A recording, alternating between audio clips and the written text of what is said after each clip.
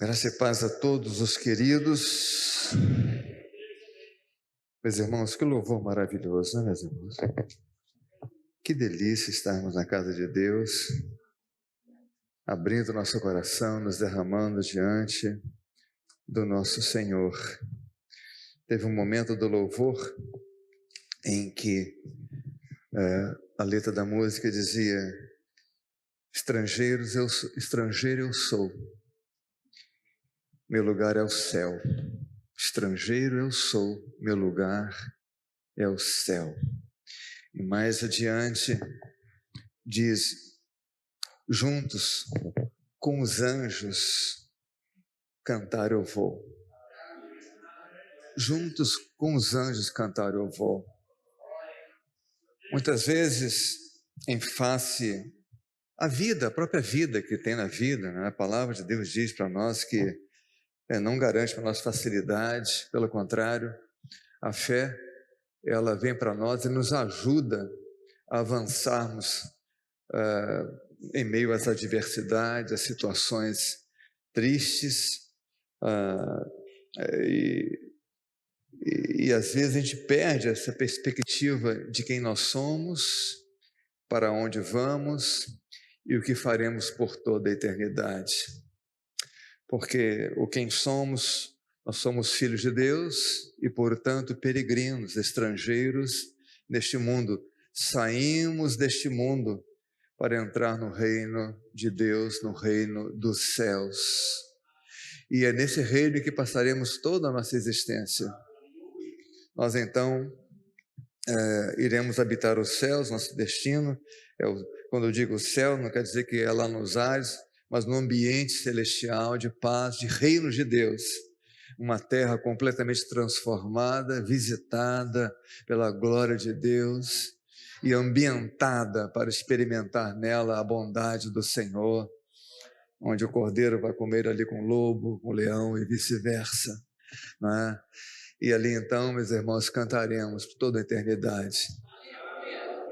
Acho bom você se acostumar a levantar os braços aqui nessa terra para louvar a Deus, porque quando chegar lá em cima, meus irmãos, é o que você vai fazer o tempo todo. Você vai adorar, vai se prostrar diante de Deus. Você não vai conseguir ficar diferente. Você não vai conseguir cruzar os braços. Você não vai conseguir ficar olhando para o chão. Você não vai conseguir ficar abstraído e pensando em coisas fora. Todo o seu ser estará sendo completamente envolvido pela glória de Deus. E cada célula do seu corpo transformado, né, vai estar disponível para louvar e glorificar a Deus. É uma realidade que transcende a nossa capacidade de compreender o que seja isso. Não temos a mínima condição de entender ou de avaliar o que seja essa grandeza de vida espiritual. O fato, meus irmãos, é que a Bíblia, ela é recheada de situações que se prestam para nos mostrar que muito além das coisas naturais que vamos fazendo na vida, que envolvendo tudo isso, existe um mundo espiritual, existe um Deus agindo, existe uma realidade que foge à nossa capacidade de perceber com os nossos sentidos. Por exemplo, sobre isso, eu vou ler aqui em 1 Coríntios, no capítulo 10, a partir do verso 1, diz assim: ora, irmãos, não quero que ignoreis que nossos pais estiveram todos sob a nuvem, e todos passaram pelo mar, tendo sido todos batizados, assim na nuvem como no mar, com respeito a Moisés. Então, vá percebendo que na linguagem do apóstolo Paulo, ele vai dando uma dimensão espiritual a um fato que estava acontecendo. Um povo escravo, agora liberto, que sai do seu cativeiro, está caminhando agora para uma terra da promessa, mas ali eles passam pelo mar com seus pés enxutos, porque o poder de Deus fez aquilo acontecer, Eles estão caminhando com seus pés naturais, mas caminhando por um caminho aberto, por um poder sobrenatural. E agora eles avançam, passam por aquele mar, chegam num deserto, e naquele deserto tem de novo uma presença sobrenatural, naquele mundo natural de homens, mulheres, crianças, de coisas que estão acontecendo, gente procurando comida, fazendo comida, de gente tomando as suas refeições, conversando sobre esse mundo natural. Existe uma realidade espiritual, uma nuvem, aqui citada por uma nuvem de fogo que protegia, uma nuvem que protegia aquele povo do calor durante o dia no deserto, e uma coluna de fogo que dava direção para eles durante a noite. Então, meus irmãos, e aqui o apóstolo fala, olha, ele simboliza essa passagem no meio do mar como um batismo acontecendo. Simboliza essa nuvem, esse fogo sobre o seu povo, como um batismo acontecendo. Então, a gente percebe que a gente precisa aprender a procurar conhecer um pouco mais do mundo espiritual que nos envolve o tempo todo. O tempo todo, meus irmãos. Enquanto caminhamos, enquanto comemos, enquanto se trabalha, enquanto se consegue o pão, enquanto se faz os negócios, enquanto a gente vai vivendo, conversando, às vezes em conflito, discutindo e tal, em meio a tudo isso existe um mundo espiritual real e permanente nos envolvendo. E precisamos dessa capacidade de nos abstrairmos desse mundo material e avançarmos com o nosso espírito numa busca espiritual, de espiritualidade, de crescimento espiritual. Aqui, Paulo fala, olha, todos eles comeram de um só manjar espiritual. Veja só, meus irmãos, o pão, aquilo que foi chamado de pão de maná, do pão de Deus, era algo físico. Eles iam lá no deserto e pegavam com suas mãos, eles comiam, sabe? Mas aquilo ali tinha uma dimensão espiritual, aquilo era Deus presente, que era Deus cuidando do seu povo na sua jornada. Existia um fato espiritual, e no meio do deserto, com quase 3 milhões de pessoas, onde tem água para esse povo todo? Deus, mais uma vez, ele abre a provisão, a fartura, e de uma rocha, sabe, sai água, jorra água, que há uma pedra, uma rocha que agora caminha com eles na jornada pelo deserto, dando-se a água. Meus irmãos, a provisão de Deus, o cuidado de Deus. Às vezes fazemos alguma coisa, conseguimos nosso recurso para comer, para vestir, para morar, e a gente às vezes perde a condição de perceber que existe algo espiritual em todas essas coisas, em todos esses cuidados. Existe um Deus presente conosco, avançando conosco, fazendo coisas acontecer para que a gente possa estar neste mundo, contando com a provisão dele. Eu quero continuar no dia de hoje falando para vocês sobre vida espiritual. Creio que é um assunto relevante. Assim como eu comentei nas semanas anteriores, que a Bíblia é um livro de promessas, agora vamos falar que a Bíblia é um livro também de vida espiritual, que aponta para a vida espiritual, aponta para uma espiritualidade sadia e grandiosa, e nos encoraja, nos recomenda a crescermos nisso, a nos desligarmos um pouco dessas coisas naturais que tanto nos ocupam, para nos ocuparmos daquilo que transcende os nossos olhos, as nossas mãos e aquilo que somos, o próprio Deus, o próprio Deus. Então, meus irmãos, a plenitude de vida espiritual é, de fato, um grande tema de toda a palavra de Deus. E essa plenitude de vida, ela aparece para nós, de maneira resumida, em 3 frentes, ou de 3 formas. Uma, em promessas, que já falamos para vocês, promessa. A outra forma da plenitude espiritual é de experiência, que nós podemos ter experiências com Deus. E nós devemos desejar experiências com Deus. E tornar essas experiências não palpáveis, mas reais na nossa vida, a ponto de impactar a nossa vida, de trazer para nós conceitos novos, opções novas, interesses e prioridades novas. Então, não apenas de promessas nós podemos viver neste mundo. Sim, com base nas promessas. Deus nos prometeu o cuidado, então nós vamos viver seguros de que Deus vai cuidar de nós. Amém, meus irmãos? É uma promessa, mas eu preciso ter experiências com essa realidade do cuidado de Deus com a minha vida, com a minha família. Experiências com Deus. Nada marca mais a nossa existência, meus irmãos, depois da fé, do que a experiência com Deus. A fé, ela deve se prestar exatamente para isso, para que eu tenha um canal de conexão real, espiritual, com Deus que eu não vejo, que eu não escuto de maneira assim tangível, de maneira que eu possa ouvir como todos ouvem, mas um canal pela fé. Eu vou buscar a Deus.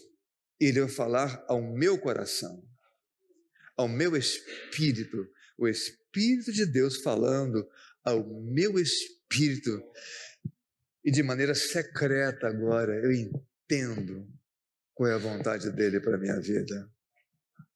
Experiências com Deus, de que isso é verdade. Meus irmãos, enquanto cristão, ele não tem experiências com Deus, enquanto ele não se entrega nessa condução do Espírito Santo, ele ainda é um bebê, ele não está em condições ainda de um alimento mais sólido, apenas leite, e leite ralo para ele. Porque a terceira frente da manifestação da plenitude da vida espiritual é que ela impacta os nossos objetivos. Impacta nosso objetivo.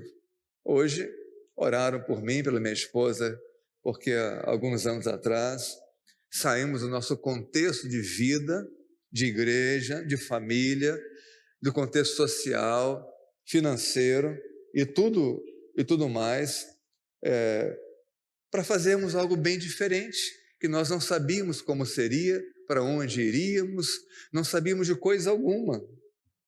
E nem temos que saber a bem da verdade.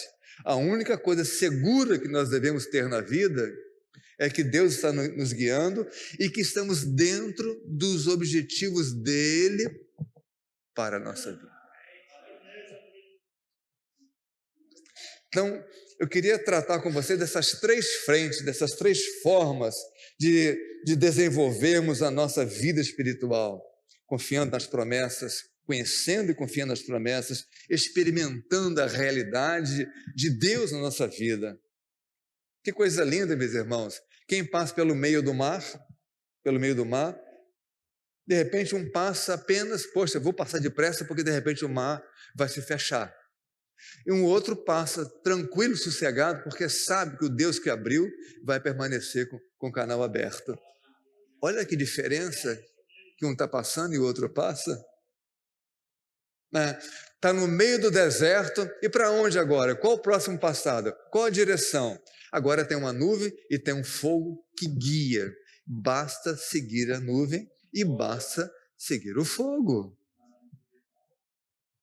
Experiências, confiança em Deus. É sobre essas coisas, meus irmãos. Então, plenitude de vida espiritual pressupõe o quê? Crescimento espiritual. Pressupõe um desenvolvimento espiritual perseverante e continuado. Porque essas duas coisas precisam acontecer no meu crescimento espiritual. Alguém aqui Já foi mãe? Levanta a mão, por favor. Mamães? Muito bem, muita gente já foi mãe. Alguém aqui já viu uma grávida? Alguém já viu uma grávida? Todo mundo, não é isso? Se perguntar se viu um grávido, aí se levantar a mão é mentiroso, não é isso? Mas o que acontece dentro do ventre de uma grávida? Um crescimento continuado e perseverante. A cada dia tem alguma coisa acontecendo. A cada dia um milagre está acontecendo. A Naira, fica de pé, Naira. Vem cá, Naira, vem cá, Naira. Vem cá, Naira. Oh, vocês vão fixar essa lembrança aqui. Vem cá, vem cá, vem cá. Olha só. Há tempos atrás, ela teve uma barriga, cresceu, aí a criança saiu. Agora, ela gostou tanto da ideia que de novo está aí com a barriguinha. Fica de lado assim para ficar todo mundo vendo. Olha só a barriguinha dela, tá vendo? Isso aqui cresce todos os dias. A cada semana que ela vem aqui, a gente vê que a barriga está maior. Obrigado, Naira. A cada semana está maior. Por quê? Porque o que foi gerado no ventre dela, dia após dia, minuto a minuto, está coisas acontecendo, crescimento, células, milagre, meu irmão, acontecendo. Ali um embrião bebendo e comendo da mãe. Depois o feto, feto agora, já cresceu, agora já é um feto, comendo e bebendo da mãe. E ele segue nesse processo todos os dias, crescendo, porque faz parte mesmo da vida crescer, faz parte da vida espiritual crescer. O crescimento faz parte e deve acontecer. Que todos nós tenhamos um crescimento espiritual sadio, continuado, perseverante, seja lá o que esteja acontecendo no nosso derredor, que a gente continue crescendo, porque nós nascemos para crescer. É dessa forma, meus irmãos. Então eu quero destacar para vocês algumas coisas, alguns pontos sobre a plenitude espiritual. O primeiro deles é que a plenitude espiritual está em alguém, está em Cristo. Não há vida espiritual relevante fora de Cristo. Ele é a essência da nossa vida espiritual. Usei um termo na pregação passada, que é João, capítulo 10, no verso 10, onde o próprio Senhor Jesus diz, contrastando com o ladrão, não é isso? Diz que ele veio para que tenham vida e a tenham em abundância. Ele não apenas dá a vida, ele dá uma vida, ele não apenas dá uma vida, está aqui, tá bom? Ele dá uma vida abundante. Uma vida que cresce, uma plenitude que avança. Qual a plenitude? A plenitude dele. O limite é ele, é a semelhança dele, é a espiritualidade dele. E isso é glorioso para nós. A vida plena, ou a vida espiritual, a plenitude de vida espiritual, não é sobrevivência, meus irmãos. Não podemos nos alegrar ou nos contentar apenas com a sobrevivência espiritual. Assim como o embrião ou o feto não pode apenas se contentar em estar vivo, mas ele precisa crescer. Eu tenho percebido que na igreja de hoje tem muito cristão, muita gente mesmo, que está apenas sobrevivendo na vida espiritual. O que é isso, pastor? Isso é alguém que começa o ano desse jeito, termina o ano desse jeito, entra no outro ano do mesmo jeito, e assim avança toda uma vida do mesmo jeito. Ele continua crendo, ele continua está depositando a sua fé em Jesus, mas ele está apenas sobrevivente na fé. Ele não cresceu, ele é uma criança. É uma criança. Sim, e tem uns que se apostatam, né? Abandonam a fé, mas eu estou pegando aqui aquele que apenas sobrevive. Ele recebe a vida e a vida não cresce nele.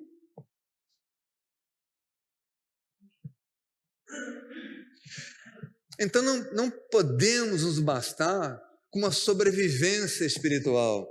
Precisamos, meus irmãos, de uma existência transformada pela comunhão com o Espírito Santo de Deus, com a comunhão da realidade de Cristo, fazendo parte da nossa vida, como o nosso Senhor, como o nosso Salvador, como o nosso Remidor, como o nosso Cordeiro, como o nosso conselheiro, como o nosso Deus forte, essa realidade de Deus, como o príncipe da nossa paz. Essa realidade de Cristo precisa acontecer, ser um fato que impacta a nossa vida. Porque aqueles que apenas sobrevivem essa realidade gloriosa de Deus, não faz parte da sua vida real.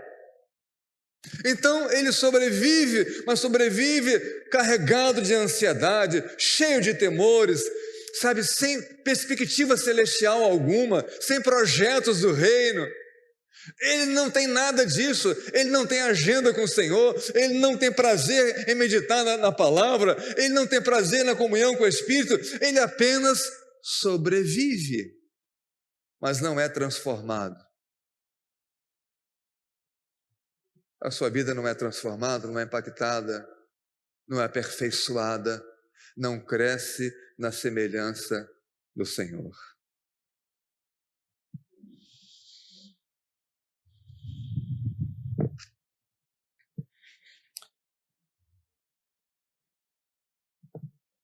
Apesar da divindade, da Trindade, ser composta por 3 pessoas, um só Deus com 3 pessoas, a gente precisa entender, meus irmãos, que eles são iguais em essência, a natureza é a mesma, o conhecimento é o mesmo, o poder é o mesmo.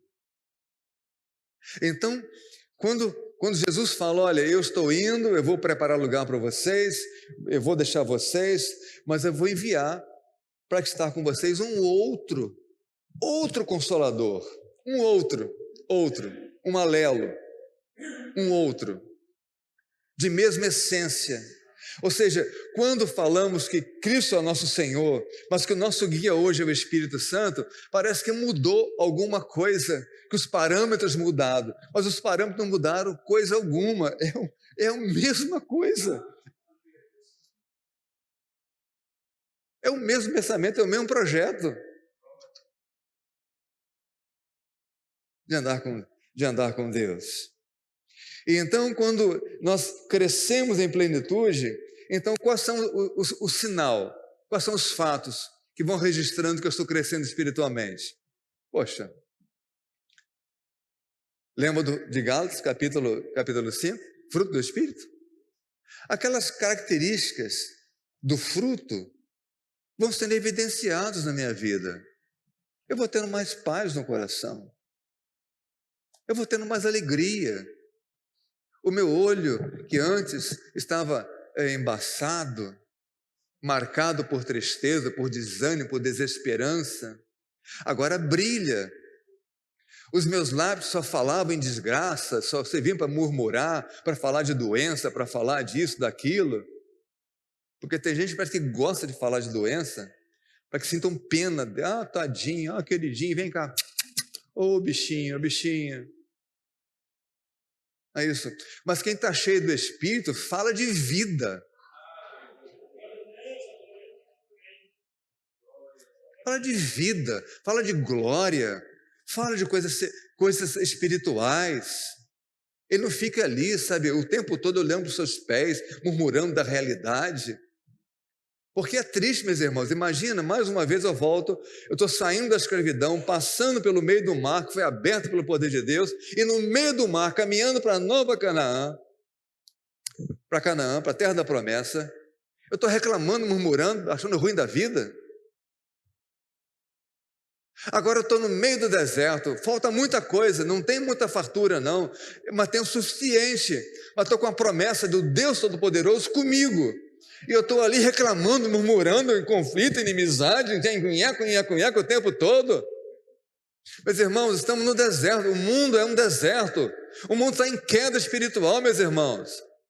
O mundo é marcado por violência, sim. O mundo é marcado por malícia, por maldade, por mentira, por falsidade, por imoralidade, por cobiça, por adultério. Isso é o padrão mundo. E enquanto estamos no mundo, essas coisas vão nos tocar sempre. Vai ter sempre um braço da maldade chegando na nossa vida, na nossa família, alguma coisa acontecendo para destruir, para fazer o mal. Mas o que eu faço no meio do deserto? Meus irmãos, eu tenho uma coluna de nuvem sobre a minha vida. Eu tenho um fogo que me orienta, que me aquece na noite fria. A nuvem, ela me livra do calor do dia. E a coluna de fogo, imagina, me aquece no frio do deserto. Porque o deserto à noite é frio. Aquele calor que penetra na areia durante o dia, que fica insuportável, quando o sol vai indo embora, rapidamente se dissipa. E fica frio no deserto. Mas aí eu tenho opção, meus irmãos, de reclamar do calor do dia, de reclamar do frio da noite, mas não glorificar a Deus por causa da nuvem e da coluna de fogo. Então são opções que nós temos nesse mundo, meus irmãos.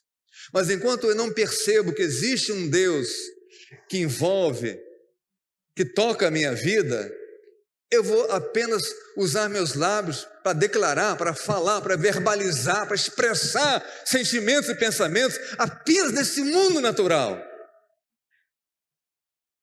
Ou seja, eu não vou ter a alegria do céu, eu não vou ter a perspectiva do céu, eu não vou ter, sabe, a grandeza de um servo de Deus, como eu posso ter se eu me fixar no Senhor, se eu preferir o Senhor do que esse mundo.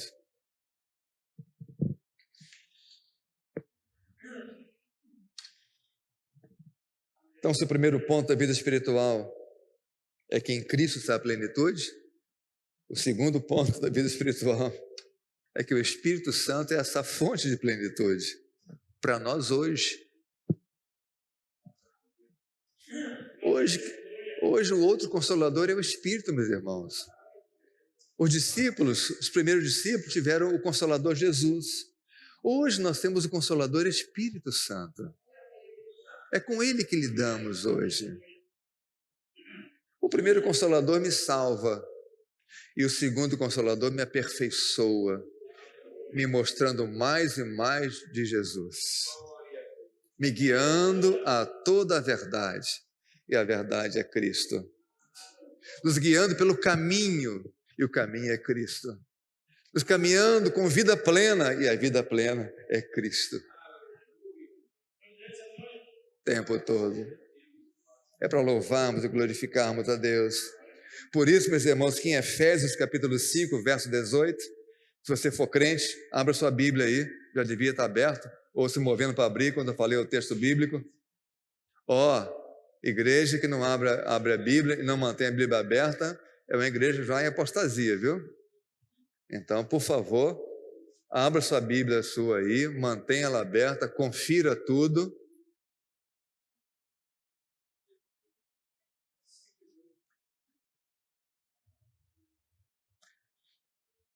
Estou vendo lá atrás, falei com ela na entrada, quem está conosco hoje aqui é a Marisa. A Marisa é irmã da Milene. Ela teve muito mal de saúde tempos atrás. Nós fomos até na casa dela orar por ela. Ela está toda... Bate a mão, saúde está boa, minha irmã? Está viva? Está viva? Glória a Deus, glória a Deus, glória a Deus. Então, Efésios 5, 18 diz o quê? existe aqui uma exortação. O que é uma exortação? É uma palavra de encorajamento. É alguém que pega você pela mão e diz: vamos lá, meu irmão, faça isso. Então é um clamor motivacional para que a gente realize alguma coisa. E essa coisa que está aqui diz assim: enchei-vos do Espírito.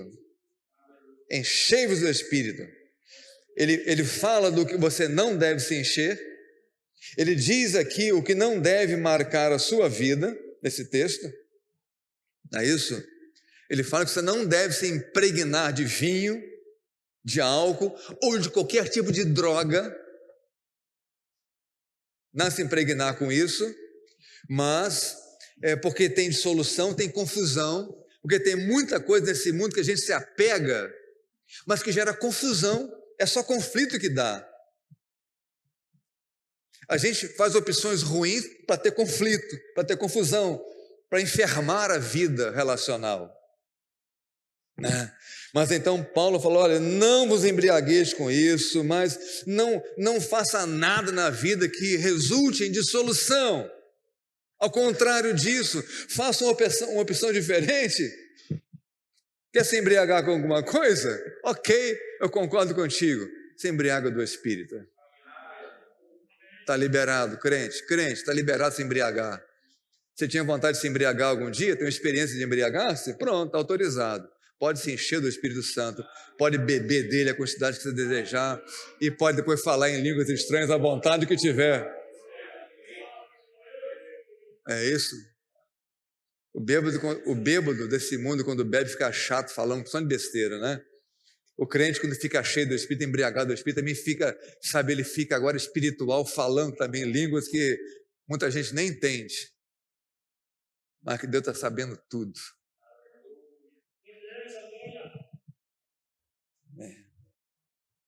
O interessante, meus irmãos, que eu lendo, refletindo sobre esse texto, me saltou assim coisas dele. Porque Paulo diz: olha, enchei-vos do Espírito.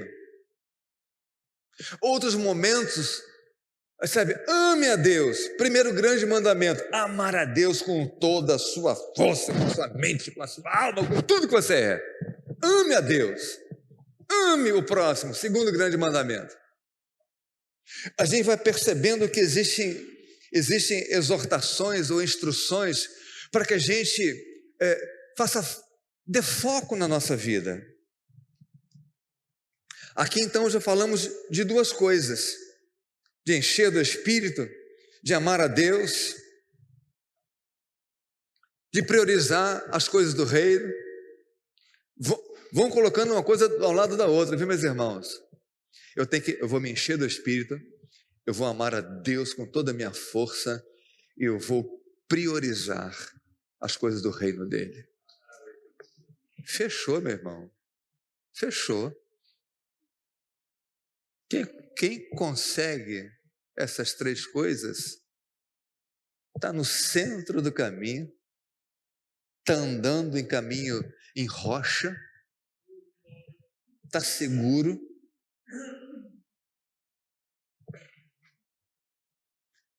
Porque ele entendeu qual é a vontade de Deus para a vida dele. Aqui é a boa vontade, é perfeita, é poderosa, é transformadora.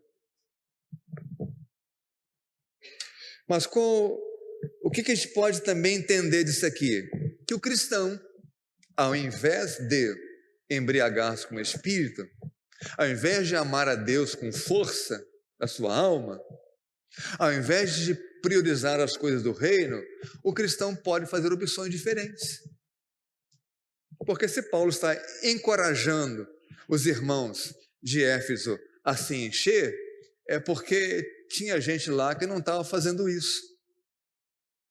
E quem não está se embriagando do Espírito, está dando espaço na sua alma para outras drogas, para outras coisas, para encher-se com outras coisas. Quem não está amando a Deus acima de tudo, está colocando o seu afeto em outras coisas. Quem não está focando o reino, está focando outras coisas. Quem não está dentro da vontade de Deus está apenas vivendo pela sua própria vontade. Ou seja, o seu ego é que está sentado no trono do seu coração.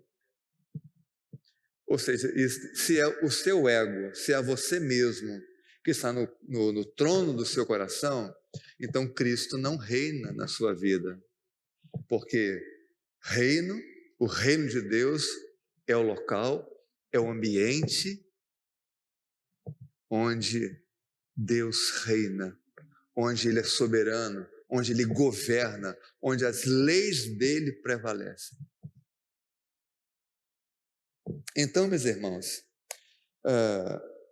o cristão pode, então, ao invés de amar a Deus, de encher-se de Cristo, do Espírito, pode estar se enchendo de uma porção de porcariada por aí. Pode estar se enchendo de moralidade, pode estar se enchendo de cobiça, pode estar se enchendo de amor a si próprio, né? Aliás, hoje em dia está a moda, né? O cara faz um exercíciozinho, pá, lá. Cabra bonito, sou. E aí posta na rede social, ainda faz pose ainda, se admirando, querendo que os outros admirem a ele. Olha que coisa maligna esse sistema mundo está gerando. Entendeu? É tudo para si próprio. Não tem uma palavra de glorificação a Deus. É tudo para si próprio. Eu sou o máximo, olha só. Espelho, espelho meu, existe alguém tão maravilhoso quanto eu, tão bonitão como eu. Olha que músculo. Olha só que tanquinho. Olha só, gente, olha só como é que eu sou lindo, linda. Olha só, me admire. E tem umas mocinhas que fazem pose ainda.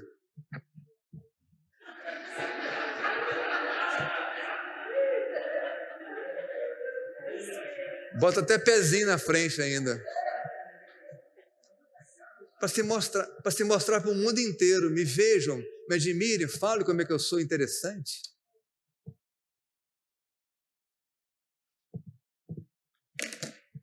Quando não nos embriagamos com o Espírito, nos embriagamos com a vaidade, com o orgulho, com a arrogância, com o egoísmo.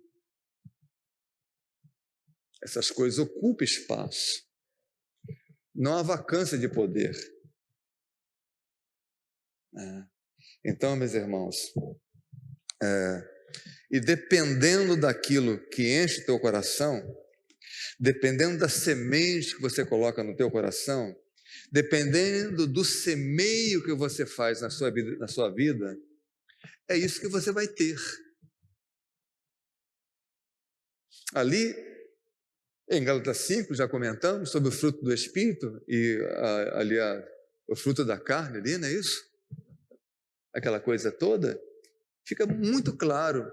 O fruto do Espírito é para uma vida positiva, uma vida feliz, realizada.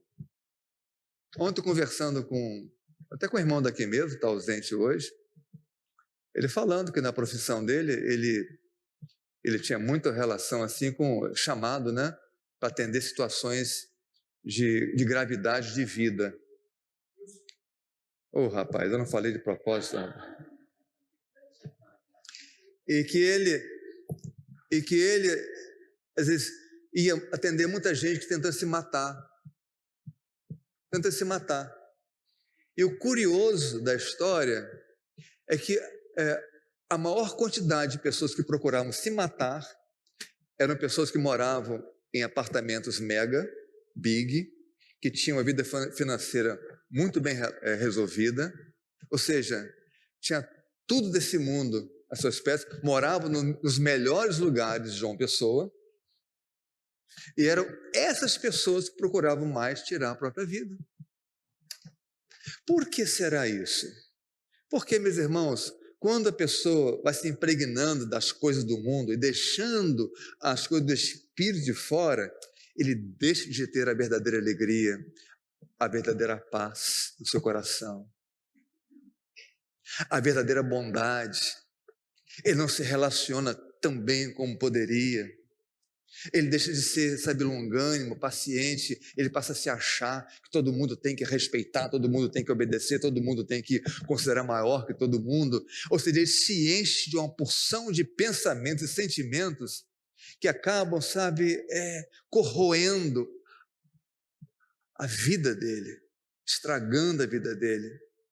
Enquanto isso, tá lá o pobre coitado, a única preocupação dele é comer e morar, e de vez em quando trocar uma roupa, mas não tem nem tempo para pensar outra besteira, sabe? Não pensa em se matar. Não pensa em se matar. Ele sobrevive, mas não se mata. O outro lá tem de tudo desse mundo, mas se mata. Então, meus irmãos, depende muito do que vamos semear para a nossa vida. Se eu semear para o Espírito Santo, eu vou colher coisas boas para a minha vida. Se eu semear na minha carne, eu vou colher conflitos. Eu vou resumir tudo com isso. Eu vou colher conflitos relacionais e vou colher um coração azedo, fermentado, infeliz, cobiçoso, maligno, violento, que na hora de botar a cabeça no travesseiro não tem paz. Por quê? Porque ele colocou as suas prioridades no lugar errado, não no reino de Deus, porque ele está amando a coisa errada, ele não está amando o Senhor, ele está amando as coisas desse mundo, e porque ele não está cheio do Espírito Santo, porque ele está cheio de outros sentimentos, de outros desejos, de outros valores, de outros projetos, que não os de Deus.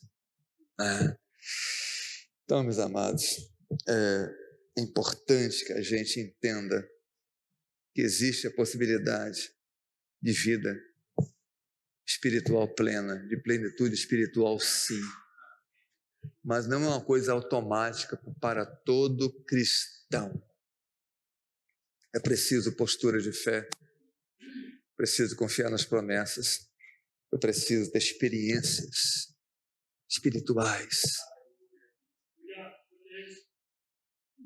Eu preciso de objetivos claros e do reino, de prioridades bem definidas na minha vida. Amém, meus irmãos?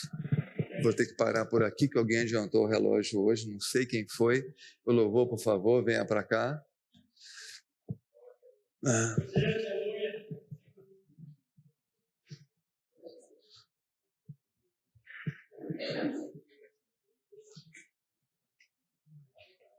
E você que está conosco aí no canal do YouTube, ouça com atenção. Não, estão me cobrando aqui o terceiro ponto, que não vai dar tempo o terceiro ponto. O terceiro ponto é o próprio crescimento espiritual. Fala do próprio crescimento espiritual. Fica para um outro dia. Quando eu voltar das férias. Vou tirar 10 dias de férias, meus irmãos, tá bom? Então vocês vão me ver aqui semana que vem, mas logo estou voltando, apenas 10 dias. Né? Amém? Ore pelo pastor, viu? E ore pelo pastor Luiz também. Esse tombo que ele teve, ele machucou a cabeça e foi exatamente no local da cirurgia.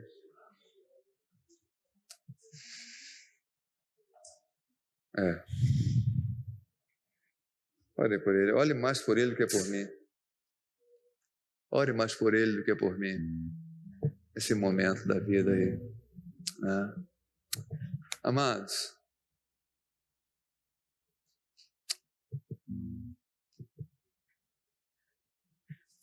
se eu desse para você uma questão para resposta,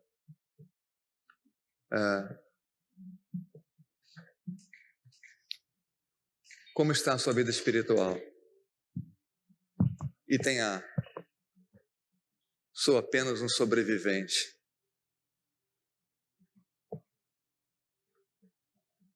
O que significa isso? Eu estou crendo ainda, pastor. Eu vou à igreja. Eu ainda vou à igreja. Mas nem vou sempre. Porque se tiver alguma outra coisa, Eu prefiro.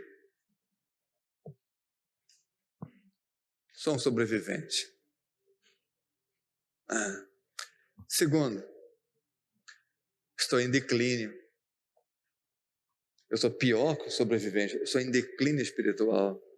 Eu percebo que cada vez mais eu sou um pavio que está se apagando.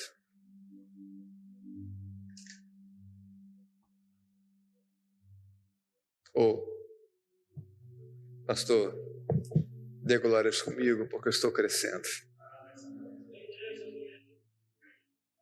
Item A, sobrevivendo. Item B, em declínio.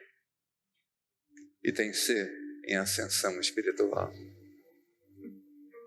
Quem é você?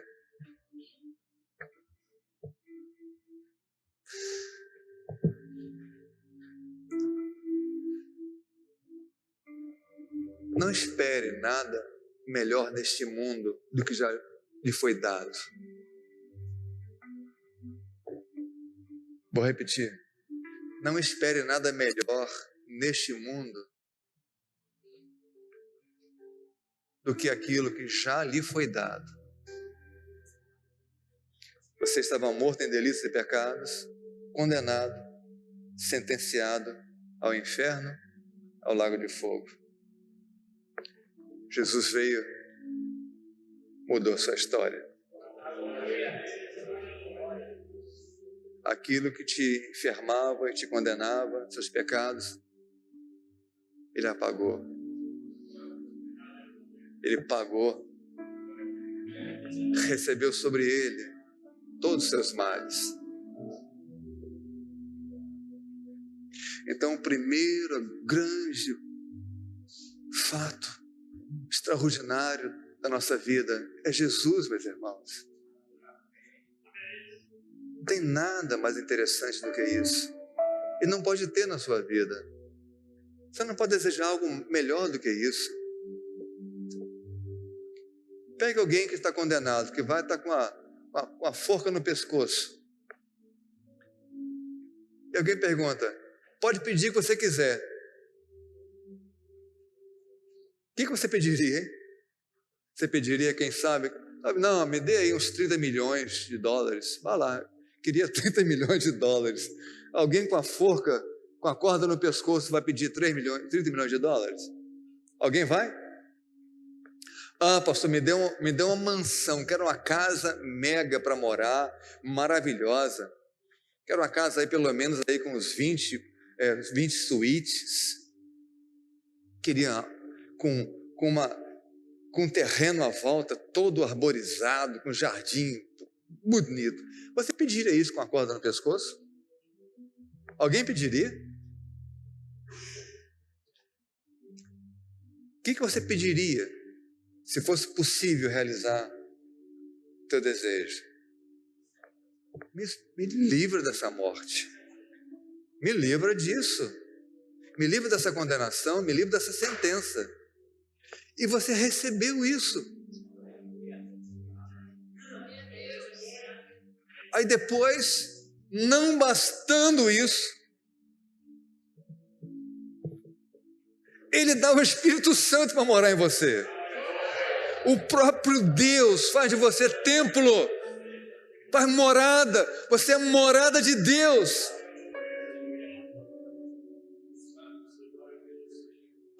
O que de melhor a gente vai procurar nesse mundo, meus irmãos? Sinceramente.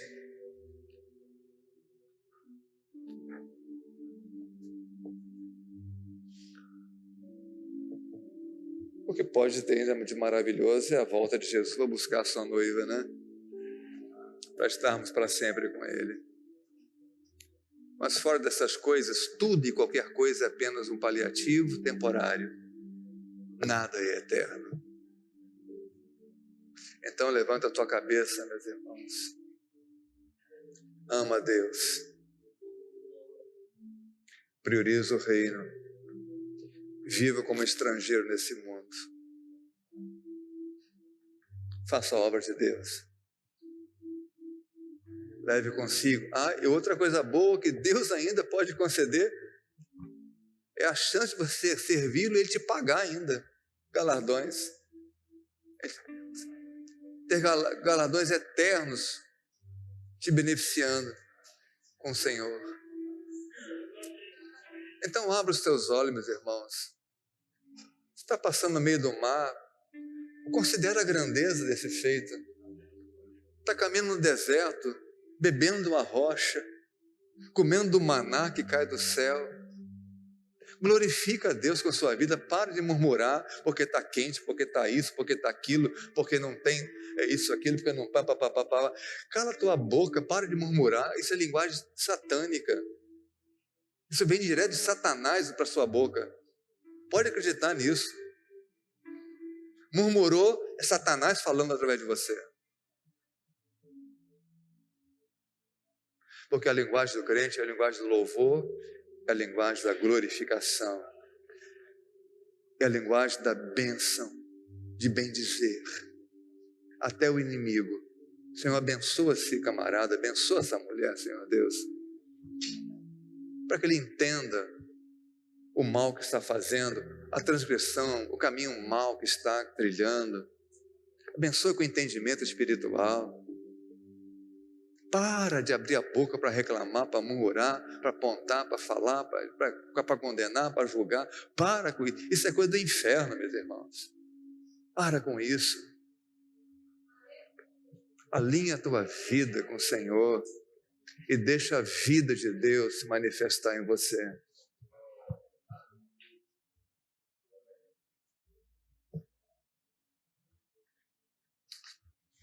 Vamos orar, meus irmãos? Eu não vou nem cantar, porque está tarde já. Vamos orar. Você quer apresentar a sua vida a Deus hoje? Apresenta a tua vida a Deus. E seja verdadeiro e responda como está, quem é você em termos espirituais? Sobrevivente? Você é apenas um sobrevivente? Um membro de igreja que entra ano, não sai do canto, não sai do lugar? É sempre leitinho? É sempre aquela leitinho com aveia? Não tem uma carne, não tem um torresmo? Não tem um bacon?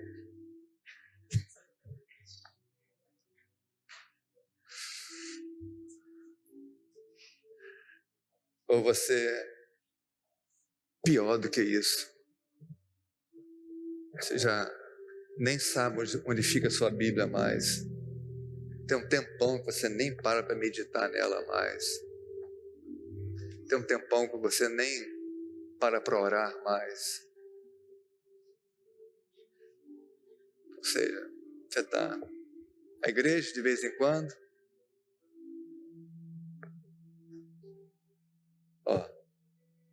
Daqui a pouco está no mundo. Daqui a pouco está no pecado, está na imoralidade, está naquilo que não é aprovado pela palavra.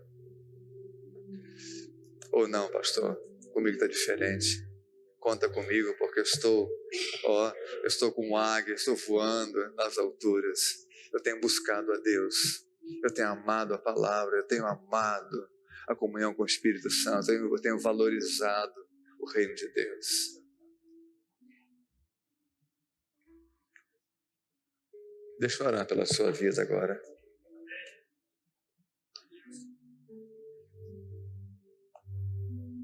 Pai bendito.